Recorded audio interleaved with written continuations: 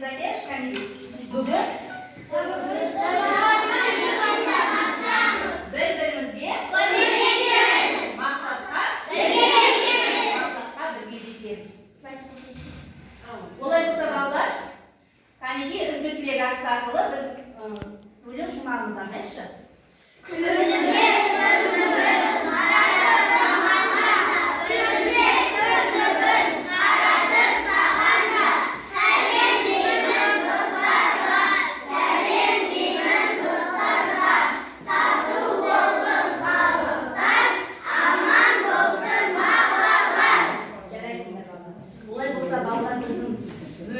Уақыт болғандықтан мен сендерді сағатпен топқа бөлгім келіп отыр балалар. Міне мына жерде уақыт бойынша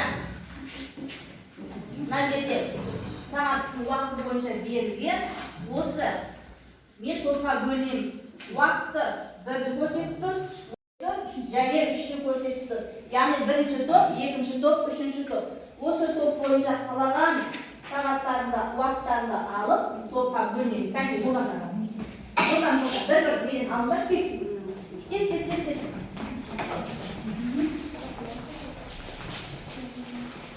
Кәнеге, бірінші топ түбір тобына өтеді, екінші топ жұрнақ тобына өтеді, үшінші топ жалғау тобына өтеді.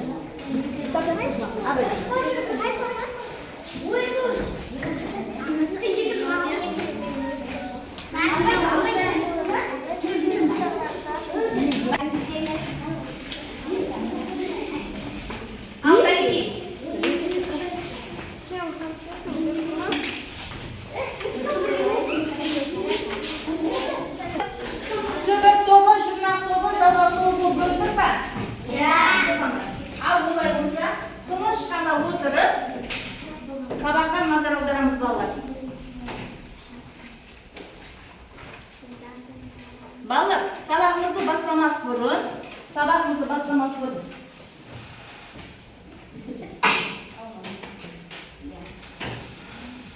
Жолай.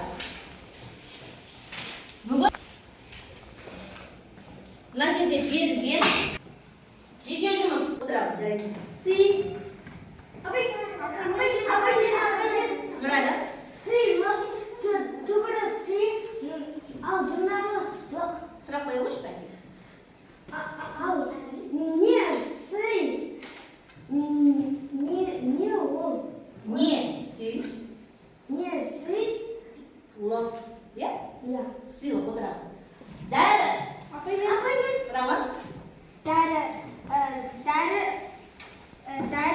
хана. Дәрі хана. Кәнеге? Дәрі жұрнағы хана. Ой, дәрі түбірі хана жұрнағы. Хана, сұрақ қойып өшті? Не дәрі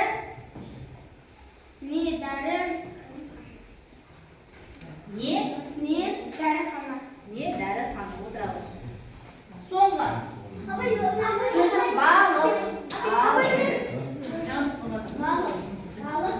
Балықшы. Түбірі? Балық. Жұрнағы шы. Сұрақ қойып өшті? Балық. Балық деген сөзге қалды, не деп сұрақ қоямыз? Балық. Шы. Кім? Балық. Шы. Жарайсың отырады. Ал олай болса балалар, жүйелік минуттар әдісі арқылы мына берілген сөздер сұрақтарға жауап бере отырып, сендер шоколадқа ие боласыңдар. Кәнеке. Аяла, келу. Аламан, алып. Сұрағы бар ма? Сұрағы бар. Жылдам. Қосымша дегеніміз не? Қосымша дегеніміз не? Тыңдаймыз. Қосымша дегеніміз Бері қарай. Ағайынды қарау. Қосымша дегеніміз не? Жылдам. Тез, жылдам. Түсінбей қалдық. Даусын шығарып айтшы. Қосымша дегеніміз? Тыныш, айтпаймыз. Сөзге жалғанатын сөзді өзгертіп. Қандай сөзге? Түбір сөзге жалғанатын сөзді.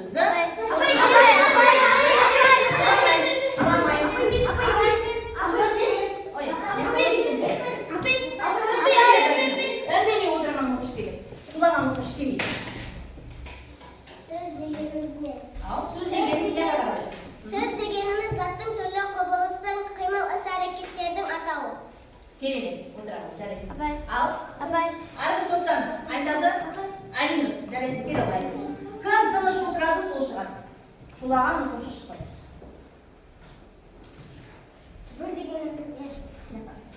Түбір дегеніміз сөздің одан әрі бөлінбейтін сөзі түбір сөз дейміз. Мысал келтіре қойшы қайда? Ауа, ай, күн, жыл. Жарайсың, келейін, отырамын. Апай, Жұрнақтың қызметі қандай? апай мен Кел. түбірдің атын берді. Жұрнақтың қызметі қандай? Жұрнақтың қызметі түбір сөздің мағынасын өзгерту. Түбір сөздің мағынасын өзгертеді. Мысал келтіре қойшы қайда? Аспаз, Одан басқа? балықшы, Одан басқа? көңіл күй, Көңіл күй? ауа райы. Жалғаудың қызметі қандай? Жалғаудың қызметі қандай? Жандос, келі. Жалғаудың қызметі қандай? Түбір сөзден жұрнақ жалғау арқылы келіп, одан жаңа сөз жасайды. Жалғаудың қызметі?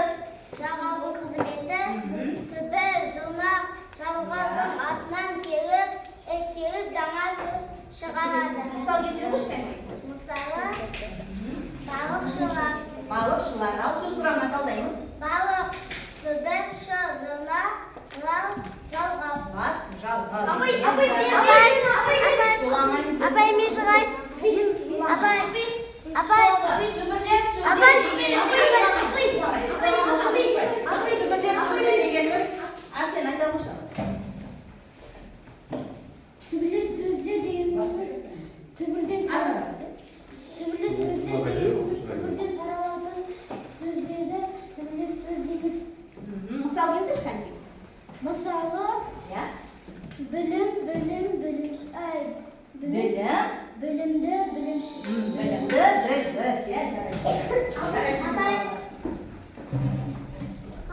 Қалғанын тағы аламыз, Олай болса артынан кетті. Енді бұл жерде жаңа сабақты ашу болды. Жаңа сабақтарды таңдап қараймыз. Терме диктант берілген сөздердің ішінен К, П, П дыбыстарына аяқталған сөздерді теріп жазып, не аламыз? Қосымша жалғайды екенде. Ал бұлай болса, берілген сөздердің ішінде К, П, П дыбыстарының аяқталған сөзді теріп жазайықшы кәнеге. Жылдам. Қарап берейін, сендерге соған теріп жазамыз.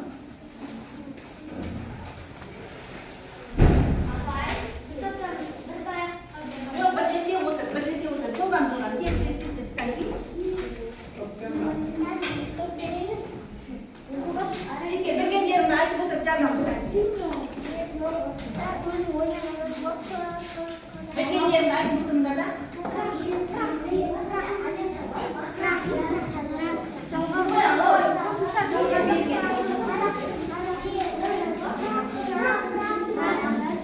Жазбағандар өздері ойланып отырыңдар. Өздері тақтаға қарап жүрейік.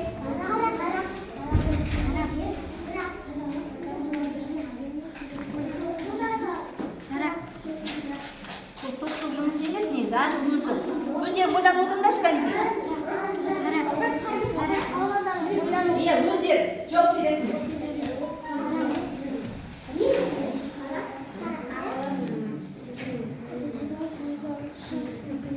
Қарақаш, жүрек, салмақ, жүзім, сабық, құрақ, атырақ, тазалық, серік, депутат, Қарақат.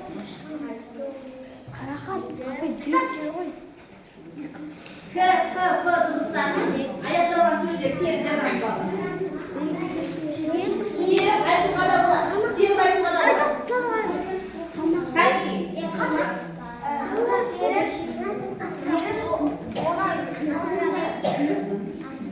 Қосымша жазылса?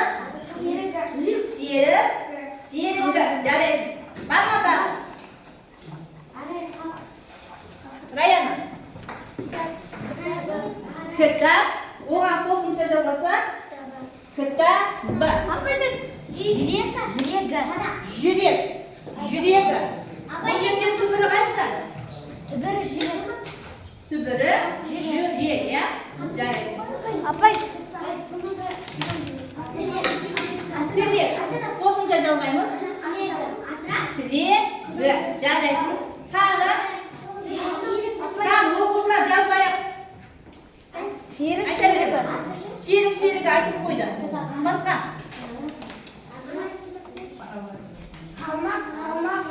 Салмағы. Керемет. Рамазан. Жүрегі. Дұрыс. Керемет. Рағы. Жүзімі.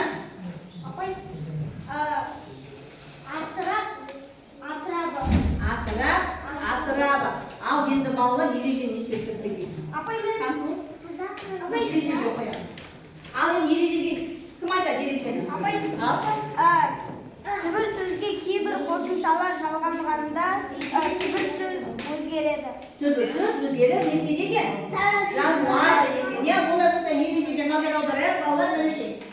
Қосымшалар дауысты дыбыстан басталғанда түбірдің соңындағы к, қ дыбыстары ұяңда г, г, б болып өзгерген түрінде не істейді екен? Жазылады екен. Мысалы, қарағы. Не байқадыңыз бұл жерде? Қандай дыбыс өзгерді? Көп өзгерді, иә? Жауып, жабады. Жабады. Тайлақ, тайлағы. Не өзгерді? Тайлақ өзгерді. Өзгеріп жазылады екен, жарайсыңдар балалар. Балалар, олай болса, еркін әңгіме әдісінен оқулығымыздың 89-шы бетіндегі түн өлеңі берілген. Қайты жылдамда қашамыз, түн өлеңі берілген.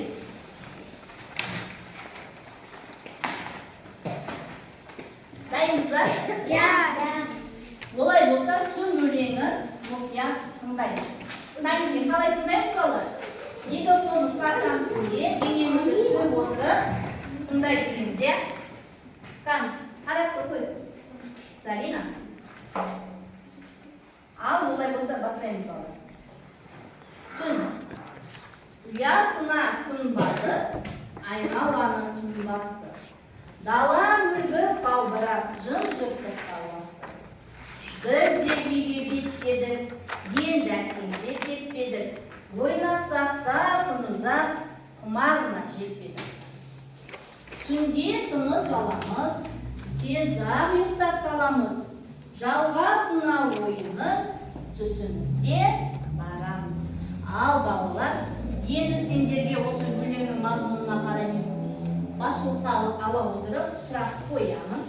Сендер сол сұраққа жауап беруге тырысасың. Балалар, өлең неліктен түнде аталады? Өлең неліктен түнде аталады? Кім айтады?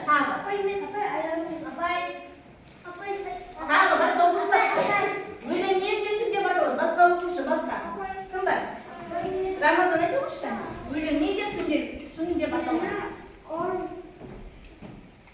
Жанымның барлығы қап-қараңғы түн болады.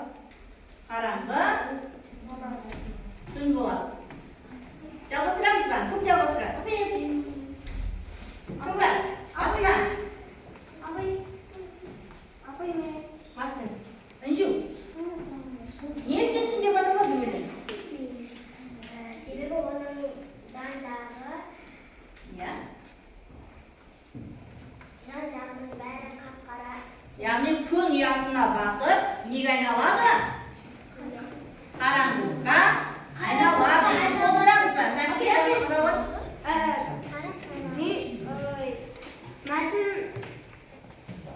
Ол неліктен түнде аталады? Өлең неліктен түнде аталады? себебі ол адамдар бәрі сыртқа шықпай ойнамайды. Ол жақта бәрі қараңғыдан қорқады, және де олар сыртқа шықпай, мектепке де бармай, үйде отырып ұйықтайды. Ағырап кетті балалар. Өлең неліктен түнде баталығына жауап берген? Енді балаларды түнде әкеткен кетпеу себебі неде? Балалар неліктен түнде әкеткен кетпейді? Басқа болды жұламайды. Балалар түнде әткеншектен қорқады. Түнде әткеншекте көге бола ма балалар? Болмайды. Не себепті? Себебі қараңғы болады, қараңғыда әткеншек тебуге болмайды деген, олай болса балалар осы өлеңдімен топтық жұмысқа бердім деп отыр сендерге. Топтық жұмыс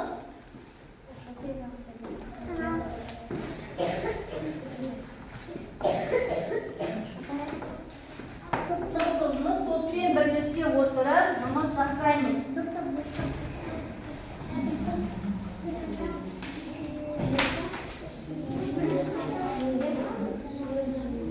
Олай болса, бірінші топ, түбір тобы. Күн ұзақ сөзіне қарама қарсы мағыналы сөздерді тауып жазасыңдар.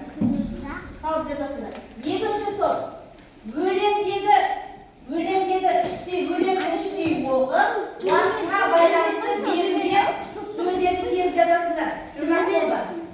Топпен, өлеңді іштерден оқып отырып, уақытқа байланысты сөздерді теріп жазыңдар.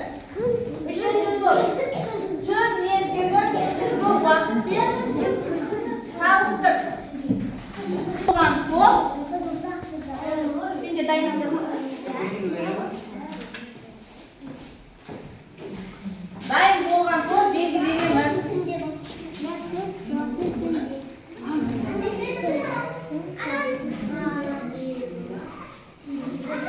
Жарайтындар, түбір тобы дайын екен.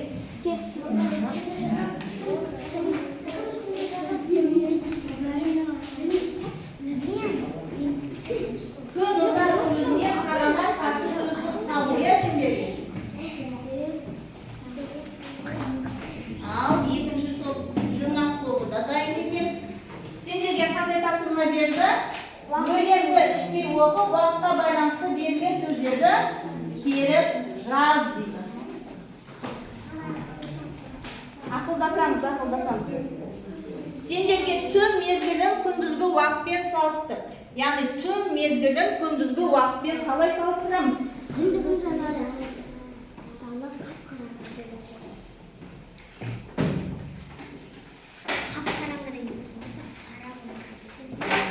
Сендер болғанша алдарына бағалап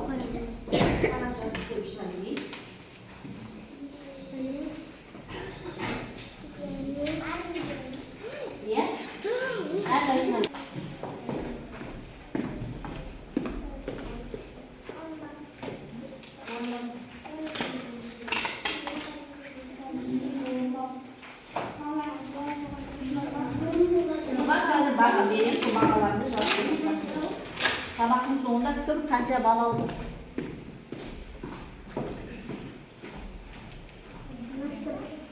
Жалғау тобы біріктіре ма? Дан жылдағырақ түн мезгілін күндізгі уақытпен салыстыр дейді. Түн мезгілін күндізгі жарайсыңдар. Ал олай болса бірінші болған түбір тобы. Түбір тобы күн ұзақ сөзіне қарама қарсы мағыналы сөздерді табу дейді. Кім жауап береді? Абай, мен. Ал. Күні бойы, түні бойы, түнімен. Күн ұзақ сөзінің қарама қарсы сөзі. Түні бойы, түнімен. Аға. Көмектесеміз. Жазған қараптар болсаңыз. Неге жазсыңдар жазған қараптар? Түні бойы, түнімен. Жарайсыңдар, және түн деген сөзде бар екен, түн деген сөзде бар екен. Жарайсыңдар. Мынаны жақтырып отырмын. Ал екінші топ. Жұрнақ тобы. Сендерге өлеңді іштей оқып, уақытқа байланысты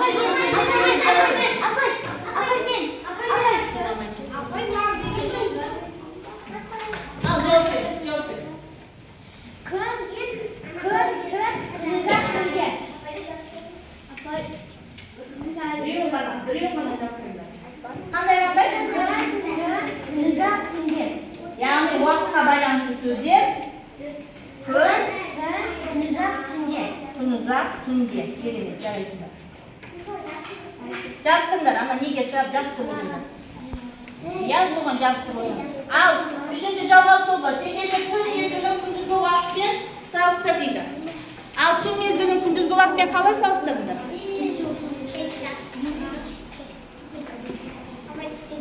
Себебі түнде дала қап-қараңғы. Және де балалар түнде ойнайды. Түнде балалар ұйықтайды. Ал күндіз балалар әткеншек теуіп. Күндіз нұрын шашып, дала жарық болып тұрады. Күн нұрын шашып, дала неге айналады екен? Жарыққа айналады екен, жарайды. Жасаймыз. Орнымыздан тұрамыз, және жақта қаламыз. Орнымыздан тұрамыз. Бес қарай. Екі тұтсасы.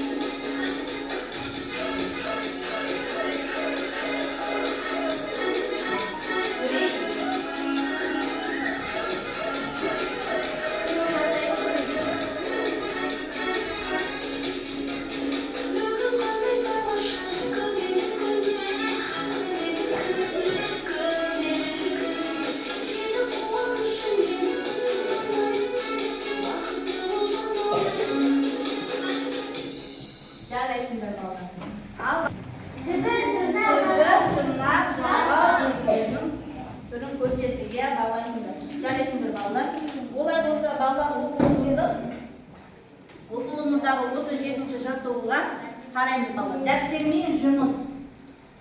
37-ші жаттығу. Әдемі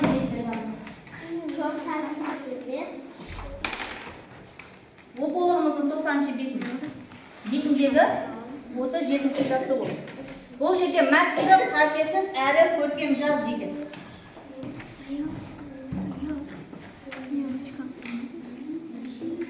Қайынды жылдамырақ қалалар.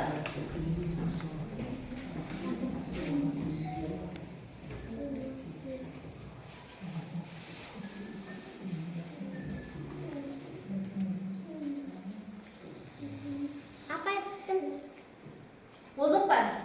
Қанеке бала. Олай болса бұл жерде 3 сөйлем берілген. 3 топтан бір оқушы шығып, бір сөйлемнен жазады. Түбір тобынан кім шығады? Күндіз күн шығады. Сенен басқа. Үнжу шық. Дәптеріңді. Кітабыңды алып шық. Жылдам. күндіз күн шығады. Тақтамен жұмыс. Қайки? Қалғандарны жазамыз жаттығуды. Балалар, кітапқа қарап отырып, жаттығуды жазамыз. Иә, көшірген бірінші сөйледі.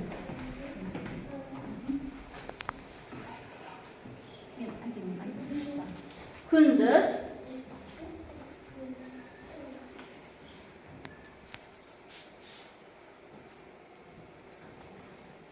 күн шығады. Төменірек, жоға ашып бара жатырмыз.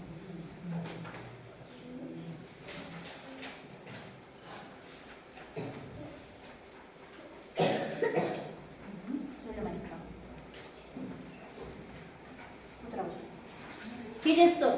Жұрнақ тобына кім жазады? Жұрнақ тобына. Кім жазады? Залина шықшы.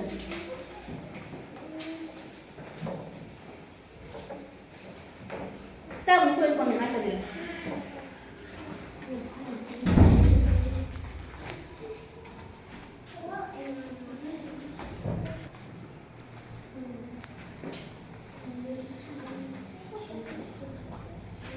Шашады.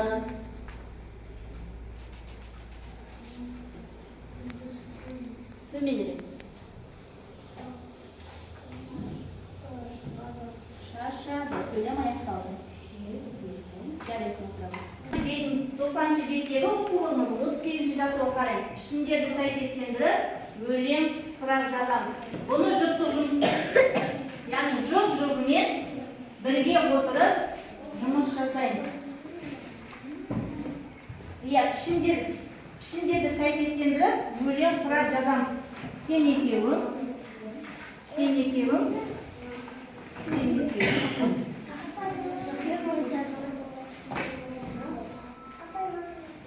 Екеу жұптаса отырып, екеуден жұптаса отырып, ойланып отырып, сәйкестендіріп алыңдар да, одан кейін өлең құрайсыңдар.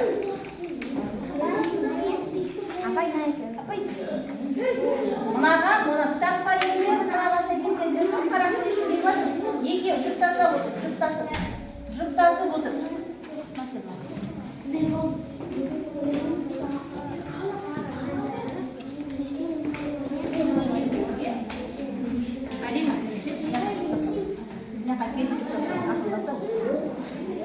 Жұптық жұмыс, Раяна, жұптық жұмыс.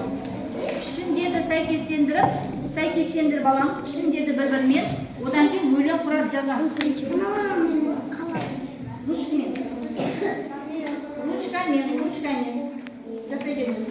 Қаншынға бірақ?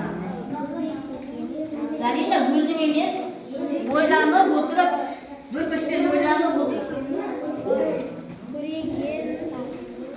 Жұптасыңдар, ойланып отырып. Пішіндер берілген, пішіндерді сәйкестендіріп алып, жұптаса.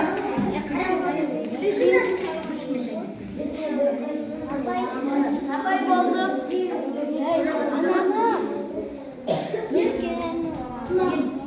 Енді өлең құрап жасаңдар. Өлең құрасаңдар енді. Пішіндер сәйкестендіріп болды. Мына пішінде неге жатқан, мына пішінде неге жатқан. Енді пішіндерді сәйкестендіріп болыңдар ма? Енді өлең құрайсыңдар ма? Иә.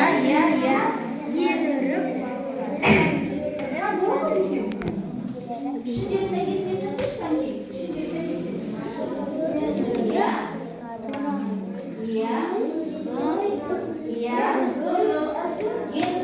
Апай біттік. Апай біз біттік.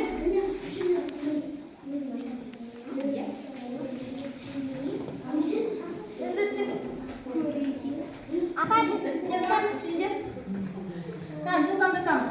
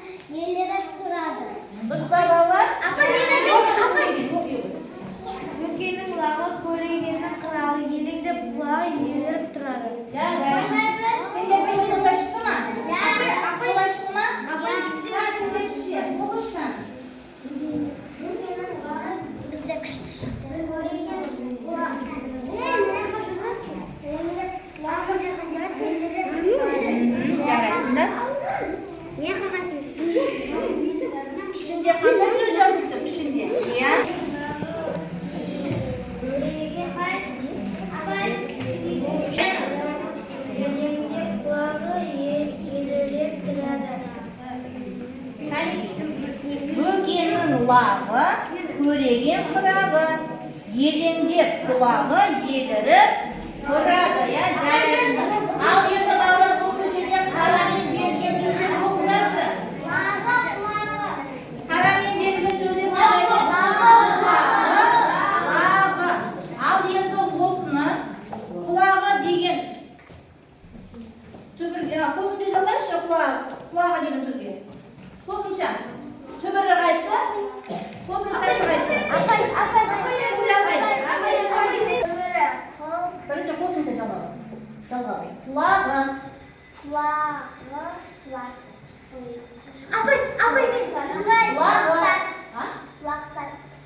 Құлақтар. Түбірі қайсы?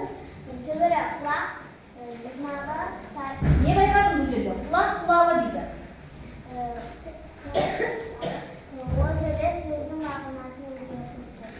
Сөздің мағынасын өзгертіп тұр. Қанкей, отырады. Сөзді байланыстырып тұр. Құлағы. Құлағы деген сөзге қосымша жалғайықшы. Құлағынан, иә? Одан кейін қандай сөз бар? Бұлағы. Бұлағы деген, лағы деген сөздің түбірі қайсы? Лақ, иә, лақ. Ал балалар олай болса, үйде жеке жұмыс берілген балалар, әр оқушыға жеке берілген уақыты жөнімізді жазып, мына сұрақтарға жылдамдатып отырып жазып.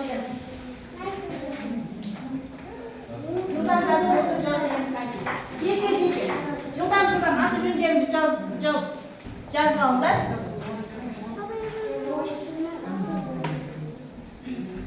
Апай фамилиямен бар. Тез.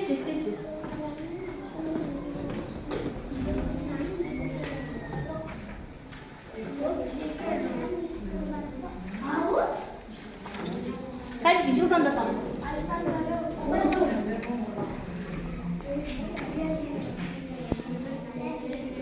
Иә, жоқ болса жоқ деп жауап бересіңдер.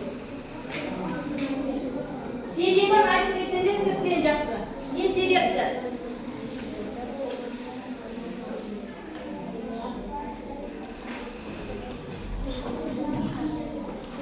Кәнеке, дайын болған оқушы қол көтеріп, жауап береміз.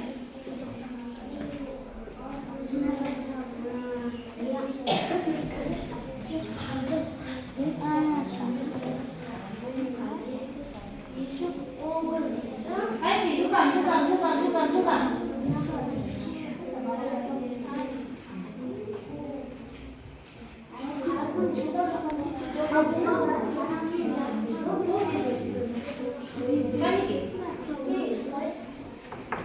Ал оқи қошқан?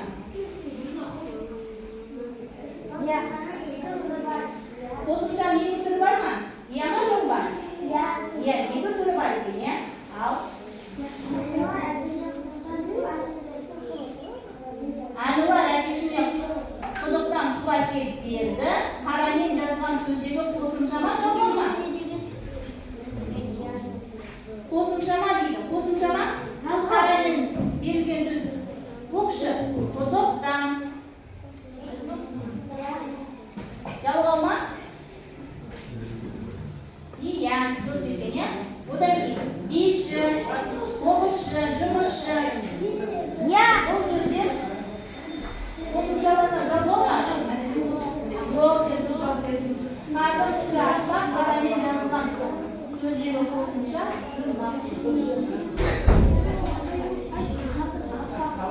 Қанки болып қалады? Как олай болса мен тараптарымды жинап аламын. Кейін ортай береміз, болды. Кейін ортай береміз. Жұмысты шешіп, шыққан сөзге кішігірім мәтін құрап келеміз балалар. Болды. Кабинетке барған кейін тексерем. Олай болса мына жерде кері байланысқа шығамыз балалар. Кері байланыс бүгінгі сабақты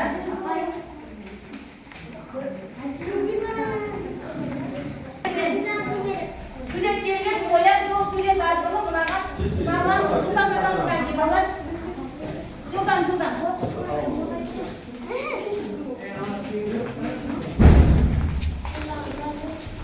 Кәнеки, сұрағым бар деген оқу